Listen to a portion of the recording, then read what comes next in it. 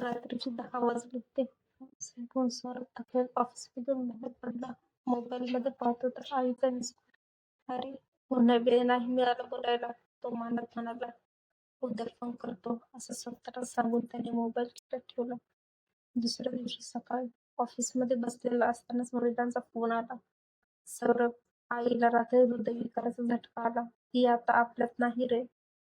Mobile हातातून खाली पडला. डोळ्यात पाणी आलं. तो फक्त एवढंच आठवत होता, आईचा तो शेवटचा मिस कॉल. कदाचित ती शेवटचं. बाळा खाल्लंस का विचारण्यासाठी फोन करत होती. त्या दिवसानंतर सौरभने एक गोष्ट मनात ठरवली, कधीही प्रिय व्यक्तीचा फोन आला तर नंतर करतो असं कधीही म्हणायचं नाही. ही गोष्ट लहान आहे, पण तिचा संदेश मोठा आहे. वेळ निघून गेल्यावर फक्त आठवणी आणि पश्चाताप